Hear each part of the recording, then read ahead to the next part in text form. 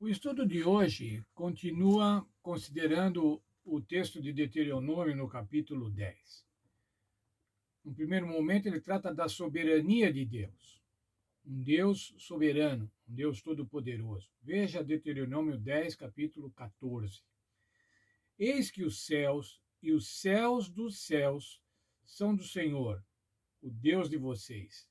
A ele pertencem a terra e tudo que nele há. Quando esse texto foi escrito, irmãos, o povo, Moisés, não tinha uma ideia do que era o céu e o céu dos céus. Eles tinham uma ideia desse céu visível, do céu estrelar, mas eles não tinham ideia da dimensão deste céu. Eles não tinham ideia da grandiosidade do céu, que é uma coisa que hoje os astrônomos, a cada dia, descobrem novos, vou chamar de novos céus, novas dimensões desse céu. E aqui o texto está dizendo assim: o Senhor, tudo pertence a Deus. Deus de vocês, o Deus de Israel, a terra e tudo que nela há. Há um texto ainda, um salmo, Salmo 24, verso 1, diz assim: a terra pertence ao Senhor, o mundo e tudo que nela vivem pertencem a Ele. Bem, irmãos, então nós não temos dúvida, nós temos um Deus absolutamente soberano, um Deus absolutamente onipotente, onisciente, que sabe todas as coisas. Mas qual é o caráter desse Deus? Como é o comportamento desse Deus? Quais são as atitudes desse Deus? Veja, por favor, os versos 17 a 19 de Deuteronômio 10. Eu vou ler com vocês. 17 a 19. Pois o Senhor vosso Deus é o Deus dos deuses e o Senhor dos senhores, o Deus grande, poderoso e terrível, que não faz acepção de pessoas, nem aceita suborno. Ele faz justiça ao órfão e à viúva, e ama o estrangeiro, dando-lhe alimento e vestes. As atitudes desse Deus, irmãos, veja, ele não faz. Primeiro, ele é poderoso, ele é temível. Lembram-se, já estudamos, devemos temer a Deus por conta da sua grandiosidade, do seu poder, da sua santidade.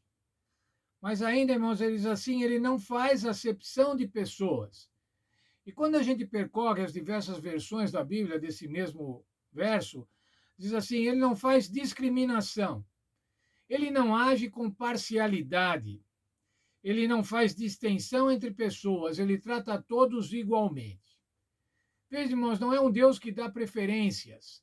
Apesar de Deus ter escolhido o povo de Israel, não era para que eles se julgassem especiais, mas era para que eles tivessem uma missão de pregar o Evangelho, uma missão de pregar a esse Deus Todo-Poderoso.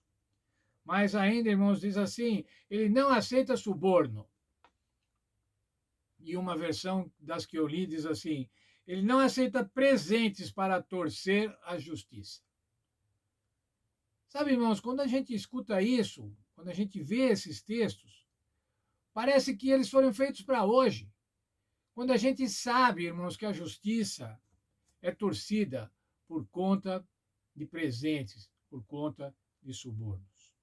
Mas ainda continua, ele faz justiça ao órfão e à viúva. Isso quer dizer, irmãos, ele defende o direito.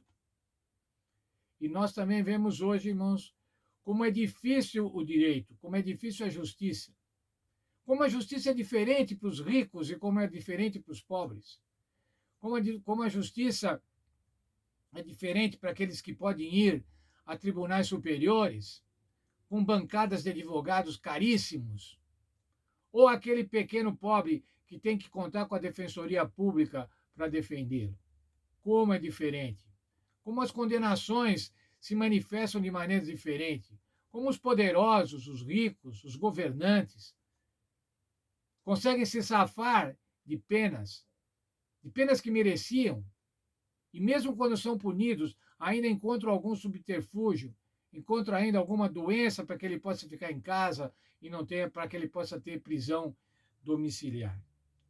Mas ainda o último verso desses que lemos, verso 17, diz assim: ele ama o estrangeiro, dando-lhe comida e vestes. um Deus onipotente, mas que tem essa preocupação com os vulneráveis, com os órfãos, com as viúvas, com os imigrantes. Preocupa-se com eles, preocupa-se com os pequenos. Sabe, irmãos, quando a gente vê isso escrito na Bíblia, há 3.500 anos, a gente fica maravilhado. Especialmente aqueles que estudam direito, os advogados. Não é o meu caso, irmão, mas os advogados devem ficar maravilhados de ver como que havia uma justiça tão grande, como o Senhor propunha uma justiça tão eficiente, uma justiça tão justa, se eu posso dizer, nessa época. Sabe quando, irmãos, a humanidade passou a cuidar dos direitos humanos, a enumerar os direitos humanos, a relacioná-los? Após a Segunda Guerra Mundial. Após 1945, quando terminada a Segunda Guerra Mundial, ela trazia um saldo de 70 a 85 milhões de mortos. 70 a 85 milhões de mortos. E aí organizou-se a Organização das Nações Unidas, a ONU, para que isso nunca mais acontecesse, para que os povos pudessem se conversar, se os governos pudessem se entender, para que não houvesse mais nenhuma conflagração mundial, como a Segunda Guerra Mundial de 1939 a 1945. E foi constituída logo depois da fundação da ONU, em 1948, a Declaração Universal dos Direitos Humanos, que era uma declaração de todos os direitos básicos, os direitos fundamentais que cada ser humano deveria ter. Direitos humanos. Eu marquei apenas alguns aqui para dizer com os irmãos. Por exemplo, lá diz que todos são livres, são igualmente livres. Cada ser humano é igualmente livre. Cada ser humano pode invocar os seus direitos.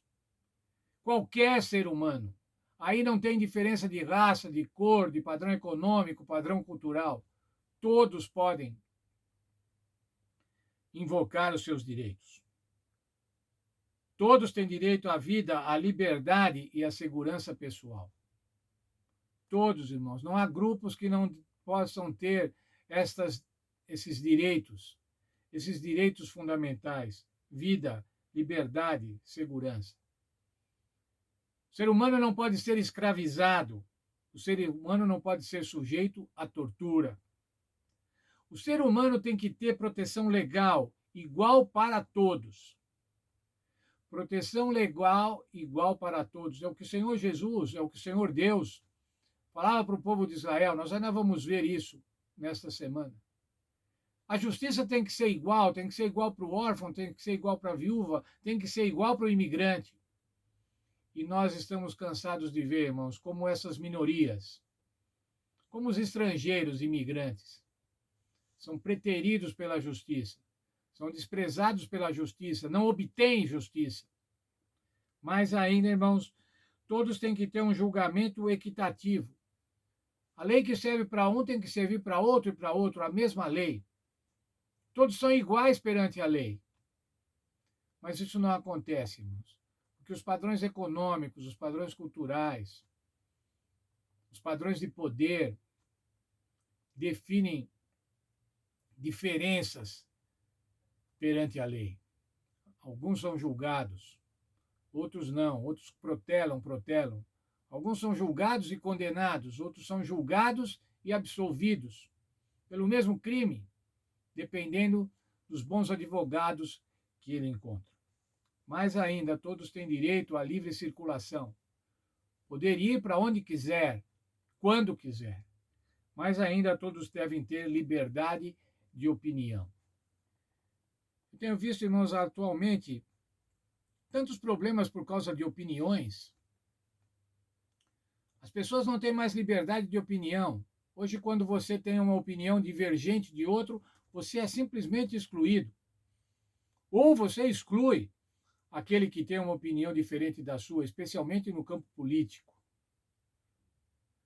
Mas esses poucos artigos que eu citei aqui da Declaração Universal dos Direitos Humanos.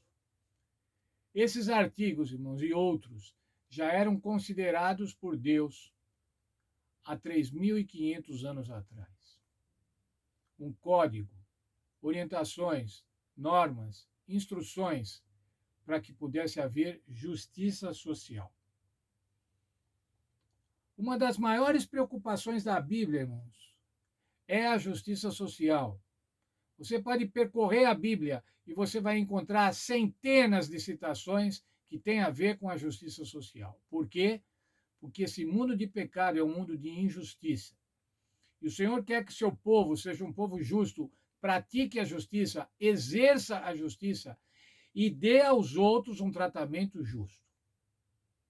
Que a gente possa entender isso, mas a gente possa entender a importância dos direitos humanos, a importância da justiça, de uma justiça correta.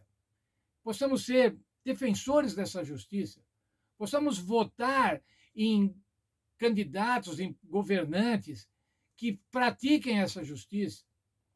E dessa forma nós vamos estar fazendo a vontade de Deus, cuidando dos vulneráveis. E quantos vulneráveis temos? Que Deus nos ajude, irmãos, e que a gente possa entender, que a gente possa amar o estrangeiro. Amar o estrangeiro no sentido de darmos a devida importância para a justiça social e para os direitos humanos.